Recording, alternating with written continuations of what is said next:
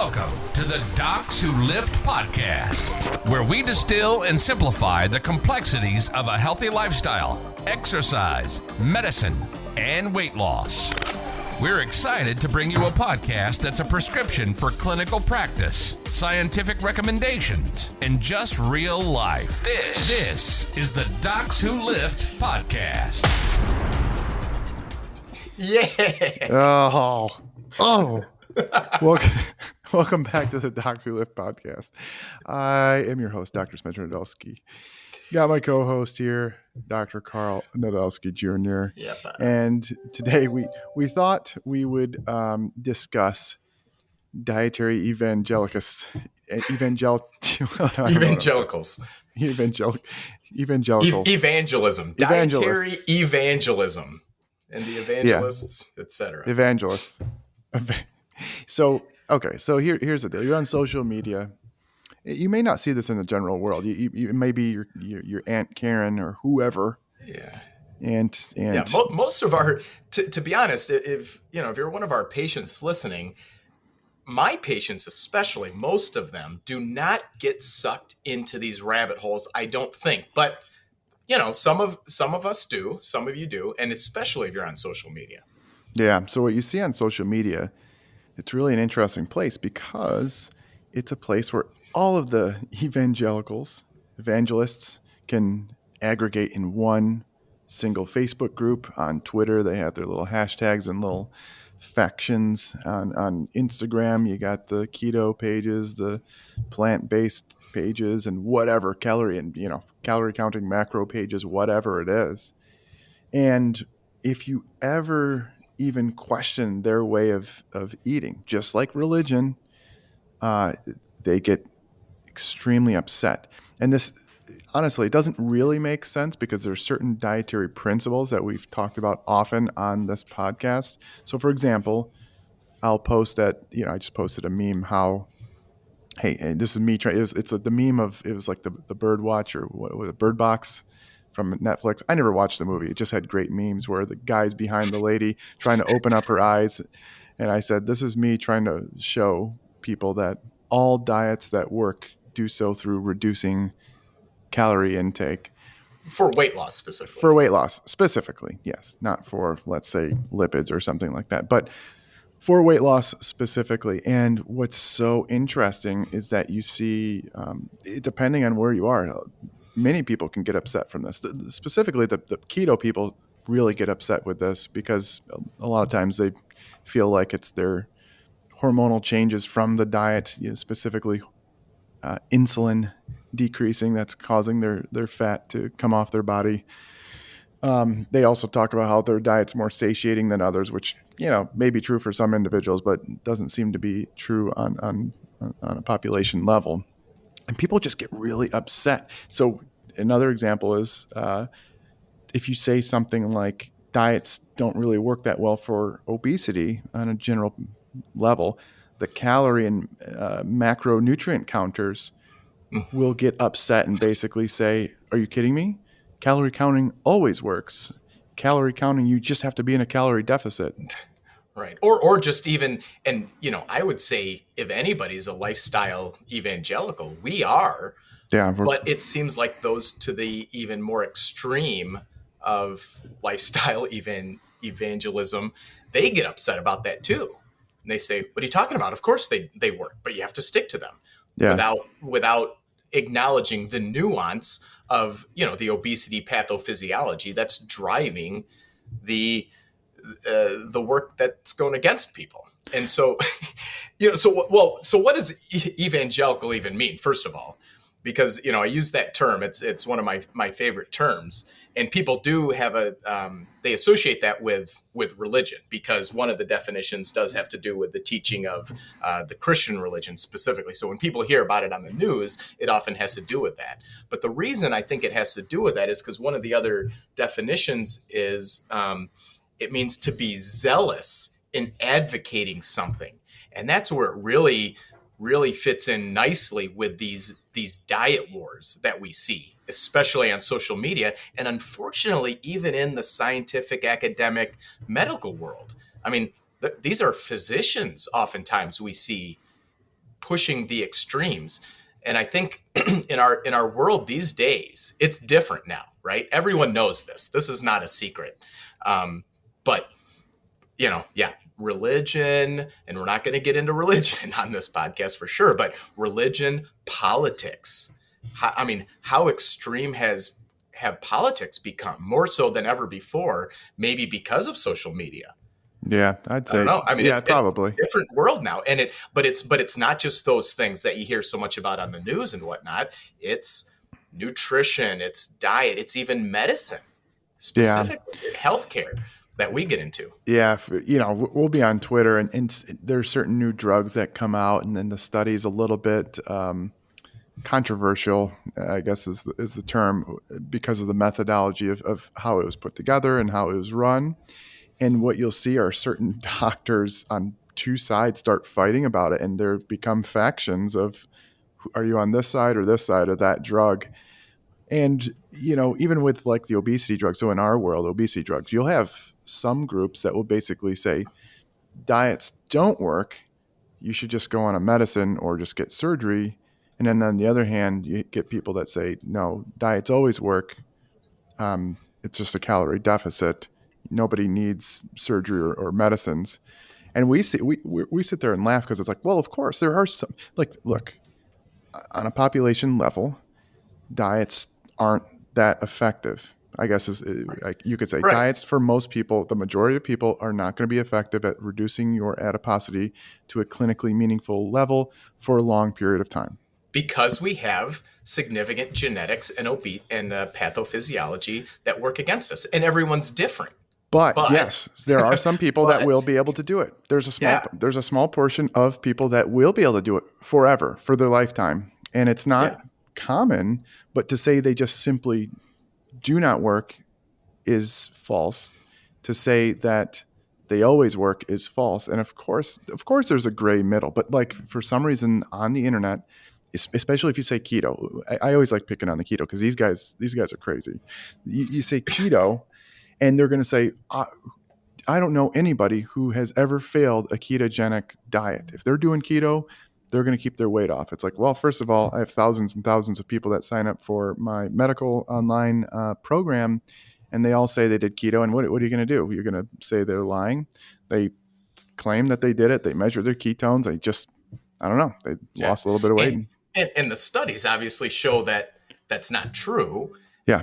And of course, then the keto evangelicals will say, no, but that's because they didn't stick to it. Well, that's the whole point. That's the point. Any diet, we know that if we are able to adhere to improved dietary changes that create that energy deficit that we always talk about, then people would be able to lose weight.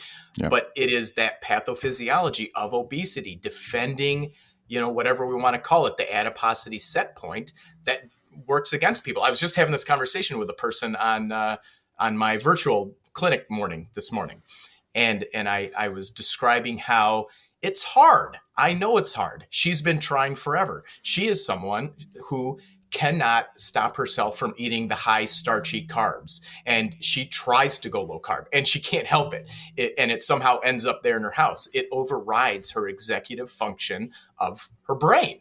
Right. Because the biology is that strong. So she just doesn't want it enough. That's what people will say. But that's what most people will say. Yeah. And that's not true.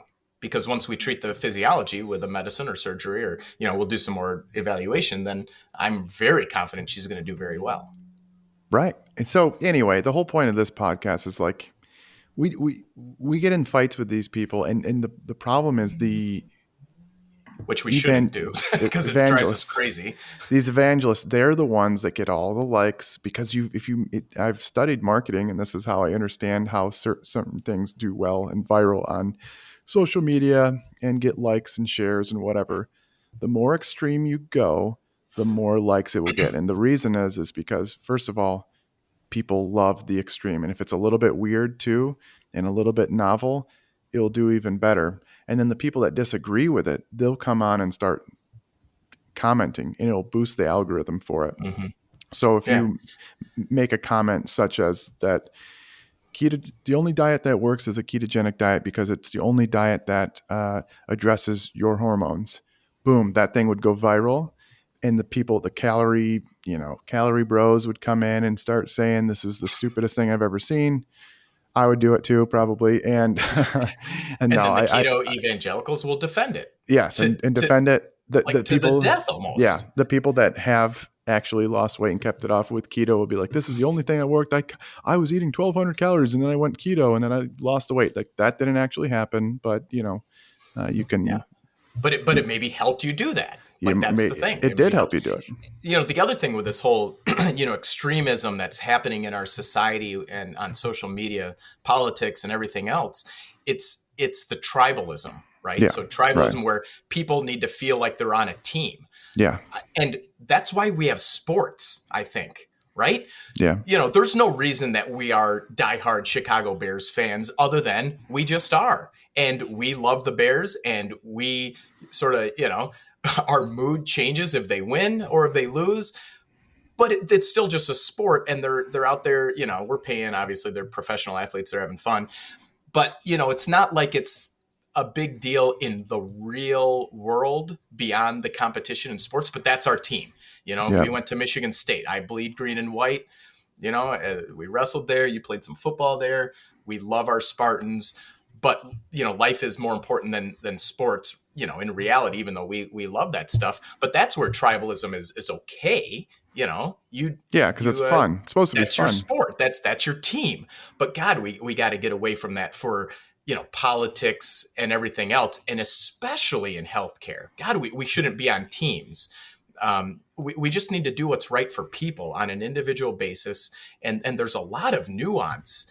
And we should be able to have these scientific academic discussions amongst doctors and scientists, but also be able to personalize it for people and not let people get completely sucked in and be on one of these teams.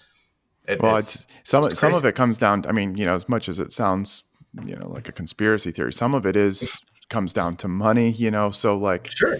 If your bottom dollar, if your livelihood depends on selling books that try to push the notion that ketogenic diet or fasting or whatever, or even plant-based diets are the best, and that's your livelihood, you're just going to keep you going. On a larger scale, we like big pharma drugs if they're good and effective, but there's probably something there with, obviously with big pharma in the past. The past, then also big insurance. Think about big insurance. Well, that's my big issue. I think insurance is ruining our healthcare system. It's a farce. The fact that so here's an example. I have patient. This is happening now. People lose the weight on these medicines, a GLP-1. The FDA indication was, 27 with comorbidities of a BMI or 30 BMI and above, no comorbidities. Okay, fine. Let's say I have a 35 BMI patient who had pre-diabetes. Now they have a 24 BMI. Everything's gone. All of a sudden, some insurances are now refusing to pay for the medicines. Which is ridiculous and not how it's indicated and not labeled at all, by the way. That's ridiculous. Imagine being on a blood pressure medicine and your blood pressure is 160 over 95, whatever. It's pretty high. And you go on, a few medicines maybe, and it gets down to 115 over 75. And then the insurance goes, oh, okay, that's interesting. Looks good now. I'm going to stop it. That's the equivalent. It makes zero sense. So not only do we have, anyway, this is going off on a little bit of a tangent. Here's a more extreme example. You have multi-vessel coronary artery disease that's symptomatic, and you end up getting a 4-vessel coronary artery bypass graft, and you're doing great, living well, no pain, and the insurance company says, hey, all right, you fixed your angina. Let's put those vessels back in your leg and give you back your old coronaries that are blocked. Yeah, well, or just not give you, or give you medicines to prevent them from atheroscleroting back up. That's a real life thing. Yeah, exactly. Yeah. So anyway, evangelism can be dietary, which is the topic of this that drives us insane. But then it goes. There are vested interests all over the place that, you kind of have to question why they're so extreme. Yeah. I'm trying to think, we're pretty extreme about lifting weights, but then in the end, even for my ultimately, debate, our debate when I was like, come on, do some lifting weights. But then at the end, we're like, I don't really care. If you want to do aerobic training, go ahead, just do it. Yeah. Do whatever you're going to do, please. Some sort of combination of anything we can get you to do. Exercise is medicine. It's good for you. And we'll work on it and personalize it. So the bottom line up front, really, for people listening, is if it sounds like it's an extreme sort of evangelical concept, you probably should have a very healthy amount of skepticism and go towards some education on the more nuance. But let's talk about some examples of these dietary evangelicals that we deal with, some of whom are very good at what they do. From the keto sort of team to the vegans to the fasting issues. But let's talk about some of them. I think one of our favorite guys is this Twitter guy who really comes across as very abrasive. He's a physician who lost a lot of weight doing keto diet, right? It's your boy, your favorite guy in the world named Dr. Tro. I don't even know his real name, but it's he's Tro. very abrasive. I don't know how to say his last name, but anyway, Tro. He is someone who, felt like himself that the healthcare industry was maybe failing him. He's a physician, and he went keto, and he lost a lot of weight, and he's maintaining it, right? Yeah. But then he attacks people online. He attacks other physicians, and he attacks our healthcare, academic science, expertise, and whatever else to say, nope, everyone's wrong. The whole world's wrong. Everyone has to do keto, and if you aren't, and then he starts using expletives, which we're fans of expletives, but geez, not directed towards people, and especially in a professional. And not that Twitter's a professional forum, but he literally throws F-bombs at other physicians and says they're idiots for following the science. So that's a true evangelical. Yeah. And yet he sometimes says things that are not wrong and within the realm of science. That's the true sign of a good smart charlatan. They'll mix in some truths with some other, so they'll seem kind of reasonable, and then all of a sudden they'll be extreme on some other things, and it's like, wait, they say some good stuff here. And it's true. Yeah. They will say really, some you wouldn't even, if you didn't know better, you wouldn't even say that. It would just all sound reasonable to you. Right. Because so much of it is reasonable. But telltale signs. If something just seems a little extreme, just your little spidey sense should go up and go like, okay, I don't know if this guy or gal is right or wrong, but this seems a little bit extreme. I'm trying to think of, one of the posts he made the other day that got us sucked into a thing, and I made a little, I kind of got involved. I don't get involved in the social media stuff as much as you do, and I did because it just kind of drove me crazy. But he just made a blanket statement that said saturated fats are healthy, because he is so far to the extreme of this keto zealotry that they think if you are keto, that nothing else matters. If you don't have any carbs, any sugar, and by the way, they include fruit, which is an extreme. We all know that fruit and vegetables and beans, legumes have fruit. Some of these people say fruit's poison. Right. So he's one of those people. And so then he goes to the other extreme and says saturated fats are healthy. And then when I point out that is not a true, and it's an inappropriate statement to sort of trick people because it has no nuance. Nothing. Then he goes, oh, well, what about this nice review from the Journal of American College of Cardiology? Which, don't get me wrong, it was a very nice review about going over the nuances of saturated fatty acids. That review specifically has been highly but I think it's not a bad review criticized. Actually if you read into it, because it at least opens up the nuances. It talks about saturated fatty acids from cheese and how it's different than other saturated fatty acids. There are a lot of different types of saturated fatty acids and the foods that they come in. Yeah. But to just blanket statement that saturated fatty acids are healthy, which if anything, some of them are not unhealthy per se. Right. Less harmful. Say less harmful. Some of them are potentially harmful. And then we know that all the studies show if you replace saturated fatty acids, sources of saturated fatty acids with sources of monounsaturated or it would be the poly. equivalent. It would be the equivalent of me saying carbs are healthy. Right. Which, again, people have to have some nuance, and there are definitely people who do that. And so then the other side of the extreme, the other evangelicals, are the sort of the low fat or the vegetarian vegan evangelicals who almost say that kind of thing, who say you have to to say plant-based, because otherwise they're going to yell at you and say vegan's not a diet, it's a lifestyle that has to do with ethics. They always yell at me, and I'm always like, whatever. That's an evangelical sort of doesn't matter, position too. Honestly. But. But here's my argument, is that the people who claim plant-based is truly like avoiding all animal products or whatever, I would argue strongly with that. I think we all need to eat more whole foods and have more of a plant-based diet, probably in general, more vegetables, more beans, more legumes, more fruit. And just like the keto people, lower in refined, processed, starches, carbs, etc.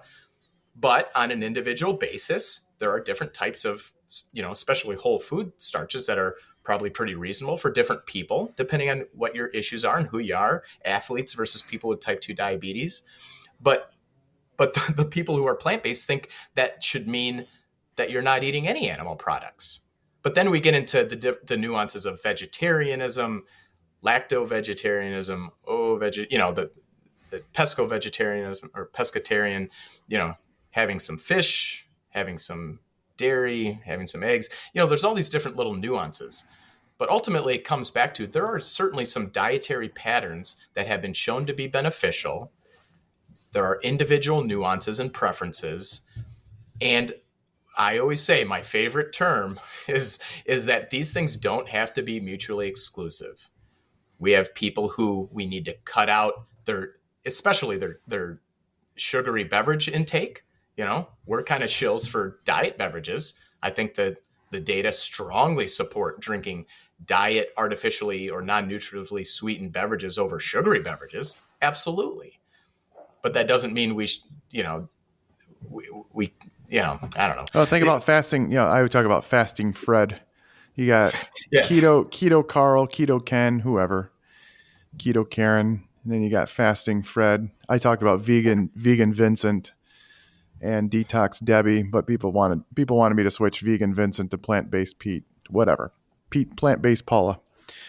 But fasting is the same kind of thing. You have to fast to have an improved lifestyle. And again, what are the principles of fasting? So, energy deficit. Once you do that, then you start getting all these metabolic benefits from the reduced adiposity and reduced energy intake.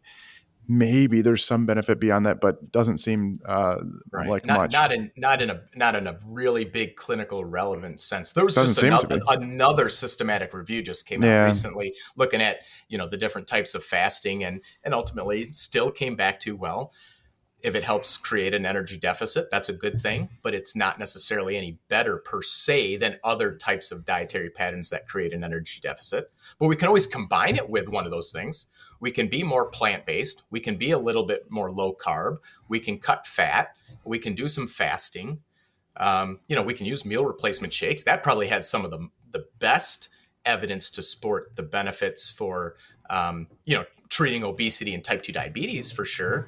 But then on the other hand, I think there was also a trial that came out. I think it was in Diabetes Care just the other day, and it looked at using different types of fasting, like intermittent fasting, et cetera, for diabetes remission. I think it was over in Asia where they did it.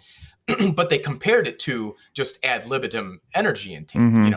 So the fasting diet created an energy deficit without using meal replacement shakes, like a lot of the other studies done by Roy Taylor, et cetera, in the UK, where they used meal replacement protein shakes and vegetables to create an extraordinary energy deficit and put people into remission. This was using intensive intermittent fasting plans to create that energy deficit. And they did a good job of losing weight and going into remission from their type 2 diabetes too. Yeah. So there are all these different ways to do it. And they don't have to be used in silos. They don't have to be against each other. Why are these all different teams? Because it's a team. They like their teams. You know what we should do? We should be an all-star team. Nobody likes the No, All-Star they team. don't. The No, Pro they Bowl don't has like gone that. down the tubes lately, and then they don't even have it. Pro It's Bowl. going to be a flag game this year. Did you know that? Yeah, It's a flag nobody football game. It ought to nobody be cares fun. about Don't nobody get me cares wrong. about the Pro Bowl. I always cared about the Pro Bowl. Nah, I love the Pro Bowl. nah. That's why we don't. That's why I don't get as much play on social media. I need to be more of an evangelical. Yeah, Maybe I'm gonna start the All-Star diet. Yeah, All right. nobody will follow.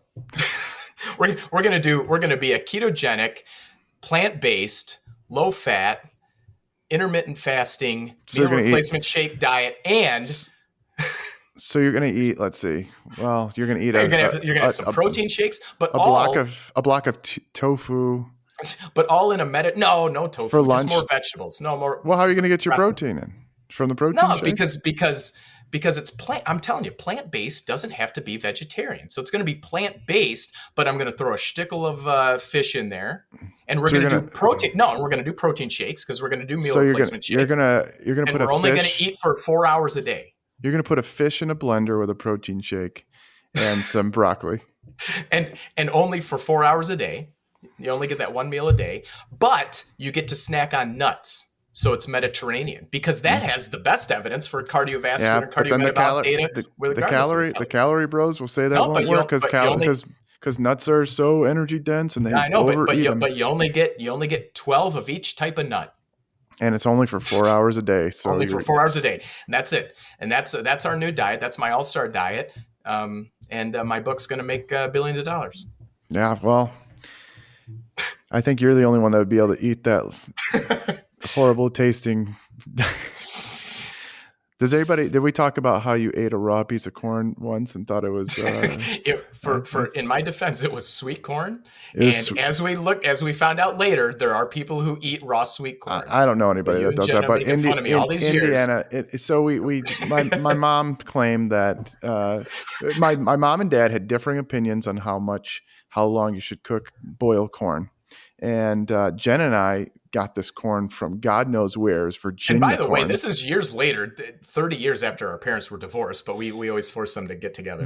But Virginia corn, I don't know what it was. I don't know. I wouldn't advise it. It was real sweet corn. But the corn that we had, because we boiled it for like 30 minutes and it still wasn't done. I was like, what is this stuff? No, this is back when we tried it. And I was like, how long does it take?